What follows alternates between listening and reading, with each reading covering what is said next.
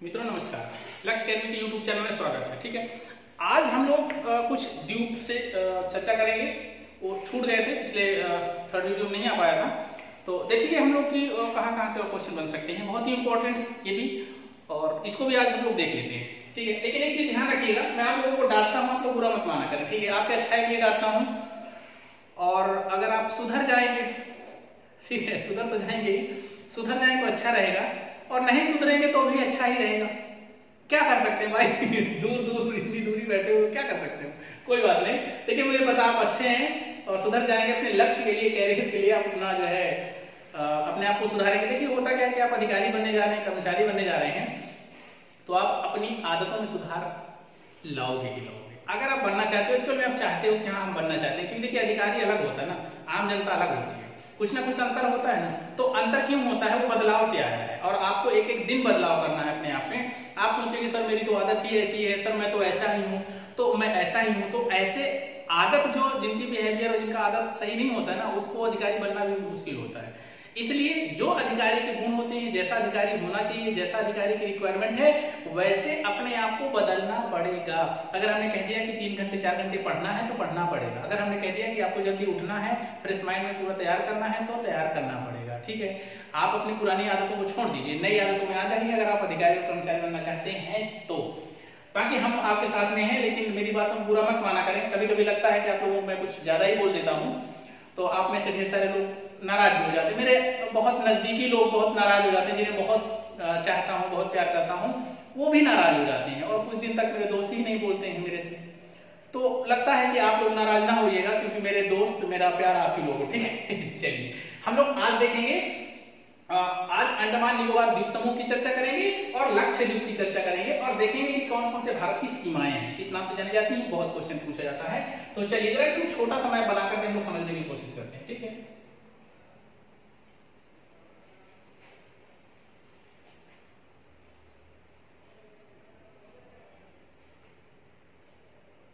समझ लीजिए भाई, समझ लेंगे अच्छा ही रहेगा।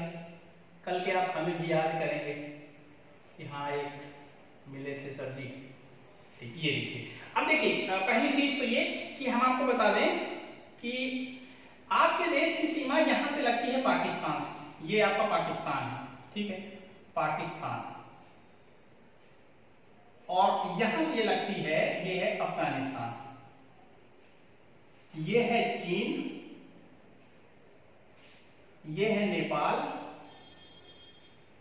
ये है भूटान, और यहां से लेकर के यहां तक ये है म्यांमार। जरा इनकी सीमाएं देख लेते हैं किस किस नाम से जानी जाती हैं, एक बार समझ लीजिए फिर आगे बढ़ते हैं। ठीक है, देखिए 1914 में एक समझौता हुआ था, शिमला समझौता, सम्मेलन हुआ था, बैठक हुई थी। तो 1914 के शिमला सम्मेलन में हेनरी मैकमोहन, ठीक है, ये उपस्थित हुए थे चीन की तरफ से। तो चीन की रेखा उन्हीं के नाम से बनाई गई है, मैकमोहन रेखा। ध्यान रखिए बड़ी लंबी रेखा है, ऊपर से भी दिखती है। ठीक है, ये वाला क्षेत्र पूरा और ये वाला, ठीक है, इसे हम कहते हैं, वैसे मेनली ये यहां पर है, ठीक है, इसे हम कहते हैं मैकमोहन रेखा। ठीक, आपसे पूछा जाएगा कि मैकमोहन रेखा किन दो देशों के बीच में है, पेयर है। मैकमोहन, मोहन में ना है ना, मोहन मतलब मोहन यहाँ के हैं, भारत और चीन के मध्य में। ठीक है, उसके बाद में इसके पहले एक समझौता और हुआ था 1896 में। कब ये समझौता हुआ है, 1914 शिमला। ठीक है, और उसके बाद में एक समझौता और हुआ था जब पाकिस्तान का विभाजन नहीं हुआ था, बंटवारा नहीं हुआ था, तो ये है 1896 में। ठीक है, इसमें एक बैठक हुई थी जिसमें कि हमने भारत और अफगानिस्तान के मध्य एक रेखा डिसाइड की थी। ये भारत, और ये भारत यहां नहीं था, भारत यहां तक था, ये भारतीय उपमहाद्वीप यहां तक था। ठीक है, तो भारत और अफगानिस्तान के मध्य में सॉरी ये जो है ना, ये यहां से ये, तो ये इधर अफगानिस्तान है। तो इस रेखा को डिसाइड करने के लिए 1896 में बैठक हुई, और इसमें हमने डूरंड रेखा का निर्धारण कर दिया। तो इस रेखा को हम क्या कहते हैं, डूरंड, डूरंड लाइन। ठीक, तो डूरंड लाइन, डूरंड रेखा किसके बीच में है? भारत और अफगानिस्तान के मध्य है। लेकिन आज क्योंकि पाकिस्तान बढ़ गया है तो जो रेखा अफगानिस्तान के मध्य थी, आज वो पाकिस्तान बीच में आ गया। कैसे आ गया? ठीक है, आपको पता है कैसे आ गया, ये ऐसे ऐसे ऐसे ऐसे ये लाइन बन गई। तो अब यहां से जो है आगे नहीं जा सकते हैं, तो ये वाली रेखा पाकिस्तान और अफगानिस्तान के मध्य हो गई डूरंड रेखा, डूरंड लाइन। और पाकिस्तान के मध्य एक नई जो है रेखा खींची गई। कब? जब भारत हमारा स्वतंत्र हुआ 1947 में। 1947 में हमने भारत और पाकिस्तान के मध्य एक रेखा निर्धारित की और इस रेखा को हम कहते हैं रेड क्लिफ। क्या कहते हैं? Radcliffe. ठीक है, तो Radcliffe Pakistan, Durand Afghanistan, McMahon रेखा चीन के मध्य है। ध्यान रखना, यही रेड क्लिफ के नाम से ही इस रेखा को भी जानते हैं। ठीक है, बांग्लादेश के मध्य में, बांग्लादेश और भारत के बीच में जो रेखा है इसको भी हम इसी नाम से ही जानते हैं। और इस लाइन को लेकर के भारत और पाकिस्तान में कई बार विवाद हो चुका है। ठीक है, ये जो रेड क्लिफ लाइन है इसको लेकर के, इसके अधिकारों को लेकर के, कहां से भारत का हिस्सा है, कहां से पाकिस्तान चाह रहा है, इसको लेकर के भारत और पाकिस्तान के बीच में कितने युद्ध हो चुके हैं? भारत पाकिस्तान 4 बार युद्ध हो चुका है, 4 बार, पता है आपको। ठीक है, जैसे एक 1948 में हुआ है। 1948 में जो हुआ है वो कश्मीर के मुद्दे को लेकर के हुआ। यहीं पर एक विभाजन की बात थी, कश्मीर मुद्दे को, कश्मीर को लेकर के एक बार युद्ध हुआ 1948 में। उसके बाद 1965, ठीक है, ये भी यहीं पर एक सियाचिन ग्लेशियर है तो सियाचिन को लेकर के हुआ है, सियाचिन। ठीक है, इसके बाद एक युद्ध हुआ है 1971 में, आप जानते हैं 1971। ये सब चीजें पूछी जाएगी, ध्यान रखना एक एक चीजें। 1971 का जो युद्ध हुआ है वो भारत और पाकिस्तान के इस क्षेत्र को लेकर के हुआ है। यहां पर पड़ता है कच्छ का रण। ठीक है, कच्छ का विवाद था, इसको लेकर के युद्ध हुआ है। उसके बाद में लास्ट आप जानते हैं 1999 में। ठीक है, 1999 में युद्ध हुआ है, वो भी यहीं पर एक सरक्रीक विवाद है। ये कच्छ के रण में ये ऊपर वाला भाग, इसको कहते हैं सरक्रीक, सरक्रीक। इसको विवाद को लेकर के हुआ है सरक्रीक विवाद, सरक्रीक को लेकर के हुआ है। तो ये 4 युद्ध इसी लाइन को लेकर के हो गए हैं। पाकिस्तान कहता है हमारा यहां से है, हम कहते हैं हमारा यहां से है। वो दलदल है, रण का कच्छ है, पूरा दलदली इलाका है, तो वहां पर जो है बस कब्जे को लेकर के 2 युद्ध यहां हुए, 2 युद्ध यहां हुए। ठीक है, चलिए उसके बाद में देखते हैं म्यांमार और भारत के मध्य में एक लाइन यहां से। ठीक है, इसको वैसे हम मोटे मोटे तौर पे इंडो वर्मा बैरियर कहते हैं। क्या? Indo Verma barrier.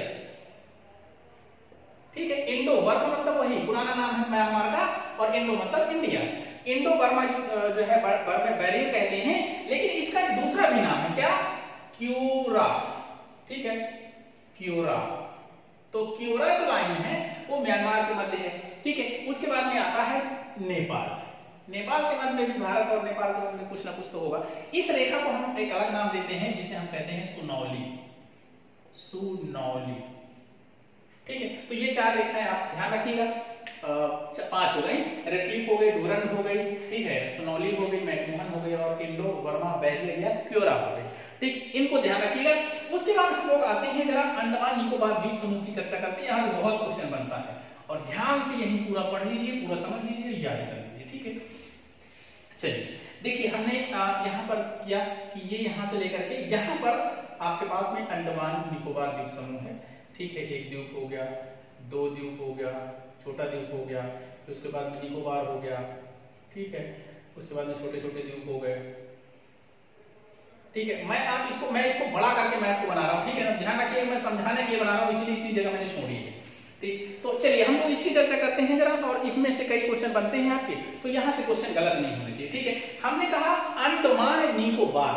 ठीक है, तो एक लाइन यहाँ से ये हो गया पूरा का पूरा अंडमान, अंडमान, और ये वाला हो गया निकोबार, निकोबार द्वीप। ठीक है, अब द्वीप समूह कहते हैं अंडमान निकोबार द्वीप समूह। तो ये कई द्वीपों का समूह। हमने आपको बताया कि बंगाल की खाड़ी में लगभग कितने 572 के 572 द्वीप बंगाल की खाड़ी में हैं, और लगभग इधर कितने हैं 43 द्वीप।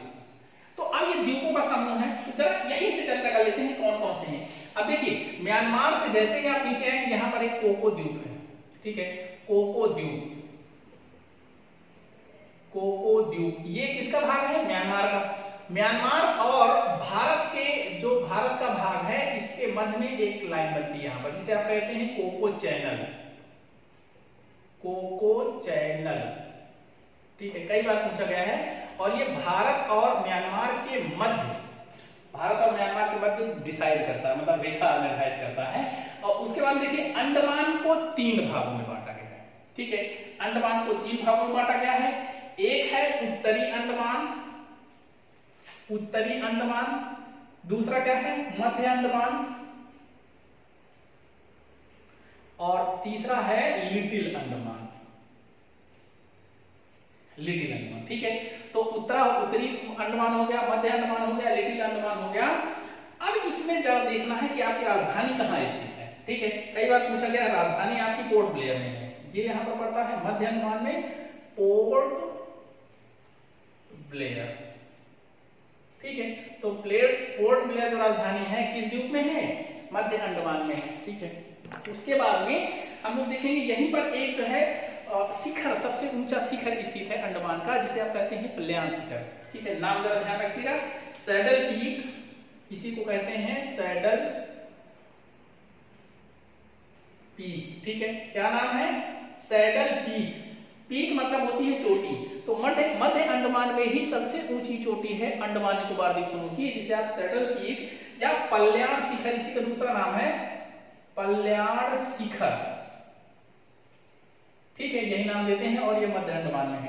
अब देखिए मध्य अंडमान और लिटिल अंडमान को एक रेखा यहां से निकलती है, अलग करती है, और इसको जैसे हम इसको कोको चैनल कहते हैं उसी तरह हम इसको एक अलग नाम देते हैं, इस रेखा को क्या कहते हैं? डक्कन पास कहते हैं, डंकन पास, पास मतलब दर्रा, ठीक है। तो ये है डंकन पास, इसको मध्य अंडमान को लिटिल अंडमान से अलग करता है, ठीक है। चलिए उसके बाद हम लोग आते हैं निकोबार द्वीप समूह में। हाँ एक चीज और, यहाँ पर 2 द्वीप और आपके पाए जाते हैं, एक सक्रिय ज्वालामुखी, भारत का सक्रिय ज्वालामुखी यही पाया जाता है, और सुषुप्त ज्वालामुखी भी यही पाया जाता है। तो उत्तर में स्थित है नारकोंडम द्वीप, ठीक है, और दक्षिण में स्थित है भारत का सक्रिय ज्वालामुखी का नाम बताएंगे?